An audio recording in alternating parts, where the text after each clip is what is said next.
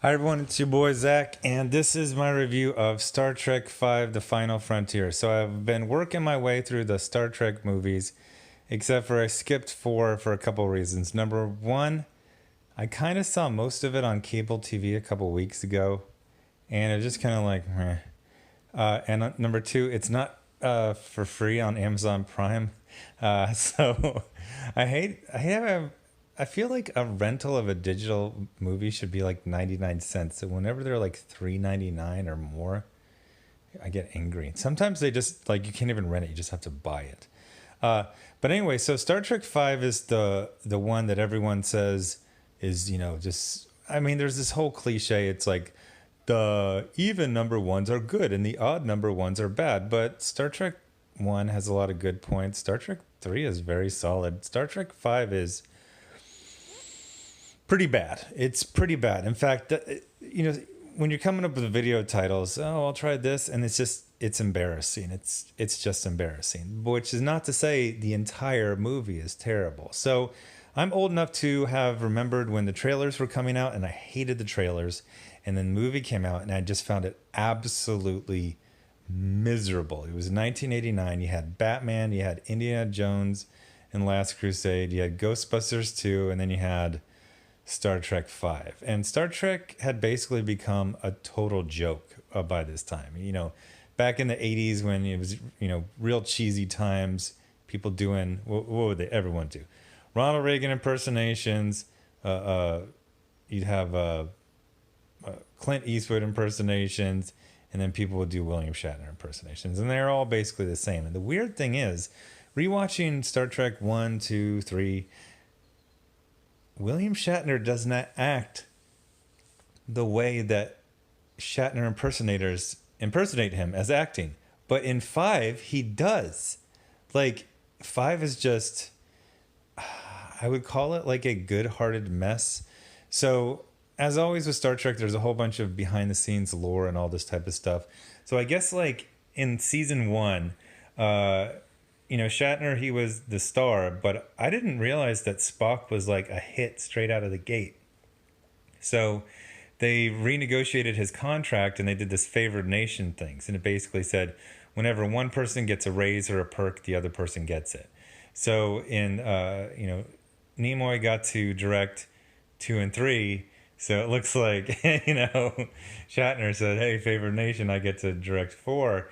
But he also had an idea, and his idea was basically talking about televangelism, which was big in the 80s. So he had an idea about this. And the thing about this story is, it's a solid story. It's actually just fine. It's the main thing is the execution is just awful. And I mean, there was a writer's strike, but when you watch it, you can see that Shatner is not a very good director. In some scenes, he's kind of okay, but in other scenes, he's just really, really amateurish. I mean, even just like the framing is bad.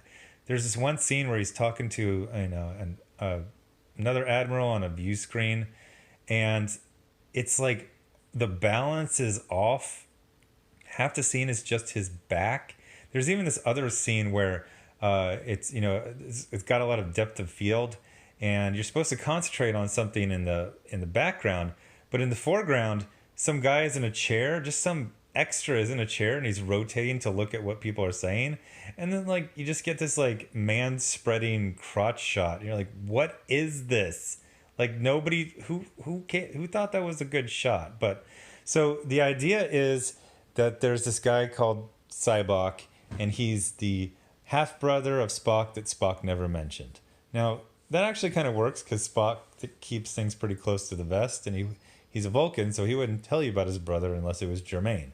So Cybok is a Vulcan who decided that emotion, not logic, was, the way to freedom and salvation. So he basically becomes this televangelist. He also has a not really explained mutant superpower to, I don't know, it's kind of like telepathy or something like that. It's quite powerful. So he's able to meet these people. He says, release your hidden pain and you'll be free, which he's able to look into their mind and guide them. and then they become kind of ensorcelled to him afterwards. So the problem with this story is many. Number one, they seem to, I don't know why, maybe it was just being told they were jokes for like a decade when they were making some pretty solid movies. One, two, three, and four, they're all solid. The weird thing is they're also kind of all soft reboots of the previous movie. Um, and I know people say two, three, and four, that's one storyline, but they're very, very different tones. Number two is swashbuckling. Number three is very it's kind of like a dirge, and then four is just like normie lowest common denominator. It's basically Crocodile Dundee. And then the weirdest thing is five is actually trying to tell like a real sci-fi story. And it's just someone who's not up to it. One of the things that's so shocking about Star Trek 3 is I believe it's the first feature that Nimoy directed in his, mid 50s. And it's very assured, it's very mature. It's just really solid. And this one was just a mess. Like the humor is so much of it and it's awful. I mean, if you want to see three, the funny thing is that, and I had to flash back to when I was a kid. When I was a kid, late 50s and early 60s was old. Like people would die in their late 60s. So all these actors, they're in their 50s and they're all talking about dying. Like, what? Now people in 50s, they're like, oh, I'm going to go be a yoga instructor. And then they live for another 50 years. But yeah, you grew up in the Depression and World War II and everyone's smoking. Yeah, pretty much everyone died in their late 60s. So it's all these, fairly fit looking men, talking about, oh, we're about to kick the bucket. But the thing about this is that if Nimoy would have directed this thing totally could have been salvageable. It's the whole thing with Cybok, and there's this, it's called like the Planet of Intergalactic Peace. It's basically a flim flam. It's this horrible desert planet that the Federation lured settlers to, and there's just like nothing there. Like they show this guy, he's literally just digging holes in the desert just randomly, and he's like dried out and miserable and crazy. And that's how pretty much everyone is. So Cybok is on this planet. I don't remember why they explained how he's on this planet, but he doesn't have a ship. Anyway, I guess you can't buy a ship and nobody wants to go there. So they take the ambassadors there, Romulan, Federation, and Klingon, and they kidnap him to call down a ship, and then they kidnap the ship, and they want to go to the center of the universe, to some kind of Eden planet called Shakari, and they want to talk to God. And honestly, that's not bad. That's just fine. I mean, it's really just like a original series or maybe a TNG, one episode storyline, but that's just fine. One of the things, people hate this, but the weird thing is everyone hates this movie, and yet everyone says that Cybok is just freaking fantastic. It's this guy named Lawrence Luckinbill, who I've never seen in anything else. I guess he's the uncle of the Wachowski siblings from The Matrix. Supposedly this is his last movie. And he's so good at Cybok. Like, Cybok isn't a villain. Cybok is, a true believer. He has this insight. He has this whatever mutant superpower. And he's like, we're going to go to the center of the universe and we're going to find all of the questions. And spoiler, the center of the universe, there is a planet there, but it's not God. It's just this, kind of trapped energy being who wants to escape and needs a starship. That's why Shatner in like straight up Saturday Night Live, like impersonating himself for him. He's like, why does God need a starship? Like I feel like he's making fun of himself almost. So it starts off and they're camping in Yosemite, and like it's one of those scenes where in any other movie it would be 2 or 3 minutes, but it ends up being like 7-8 minutes, and it's just so painful.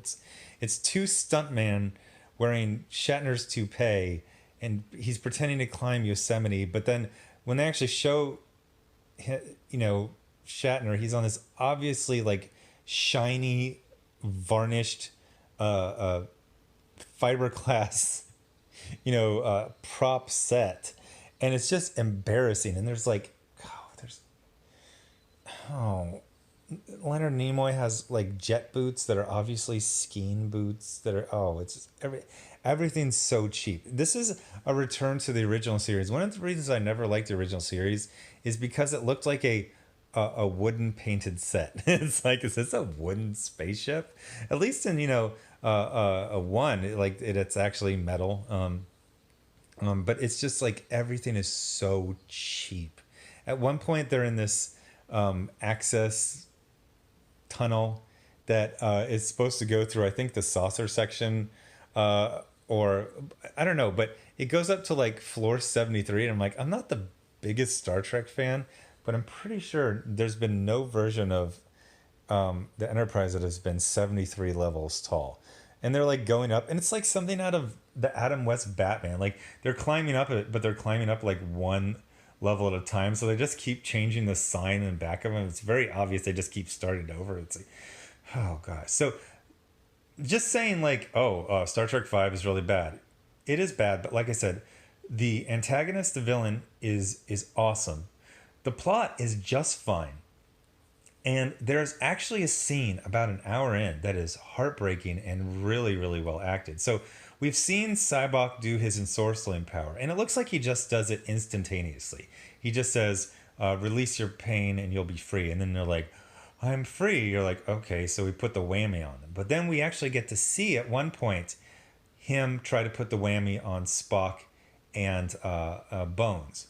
With Spock, it doesn't really work that well. With Bones, it actually looks like it works. But we get to see that if you have strong ties to someone else, like this, this trio right here, Kirk, Bones, and Spock, it's very strong, and it gives you, a guiding star to draw you out.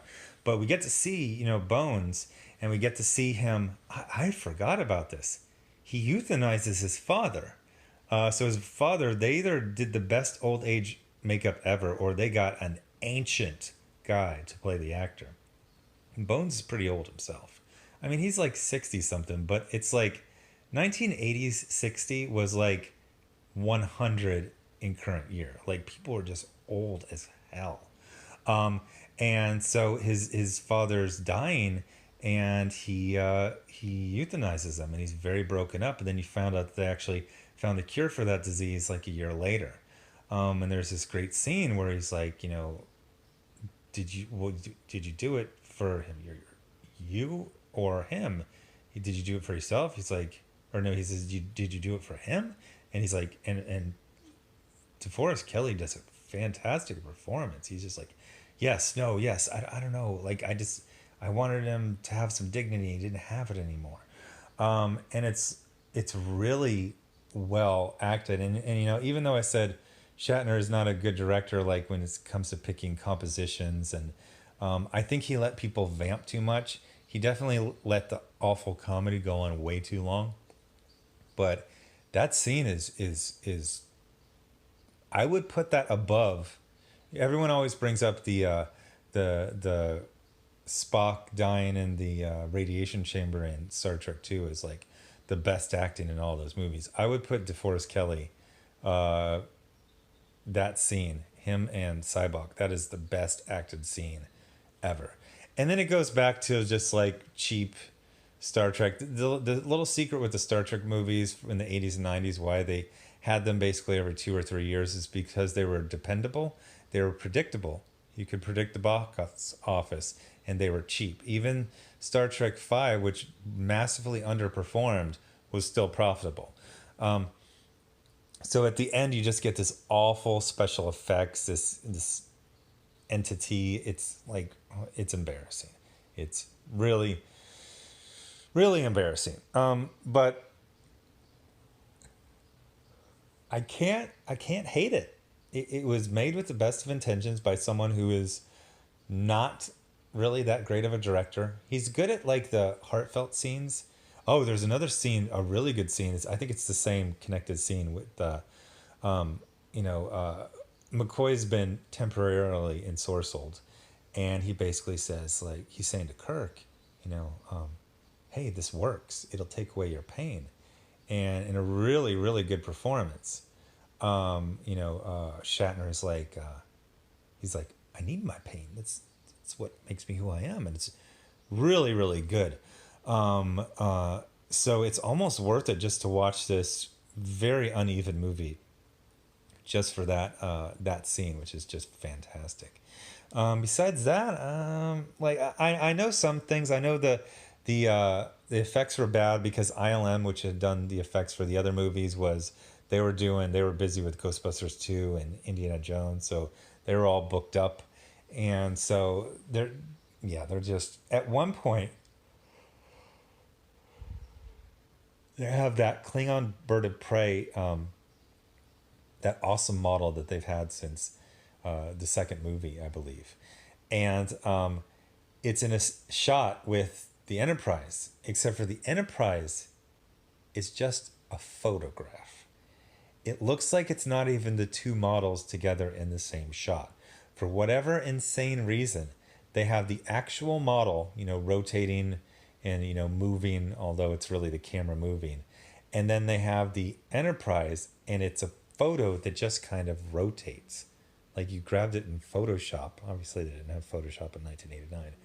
And you just grabbed the little corner and you just rotate it. Like, it's embarrassing. There's a little subplot with the Klingon that I actually kind of like because it's just this young upstart who just wants to get in a fight. So he just goes after, oh, Kirk, yeah, that'll make my name. And then there's a kind of funny twist where there's this older general, and he just basically he makes the Klingon apologize. I know that might sound like corny and like, oh, Klingon would never do that. Well, if your commander forced you to do it, yeah, you'd have to do it. But overall, like, I'm glad I watched it. Usually when you say something's terrible, you say, oh, it wasted my time. What do people say? That's 2 hours of my life I never would have gotten back. Okay, let's not get crazy. You weren't going to do much with those 2 hours anyway. I'm glad I watched it. There were some really, really good things in it. And there were some just, I forgot about Uhura's fan dance.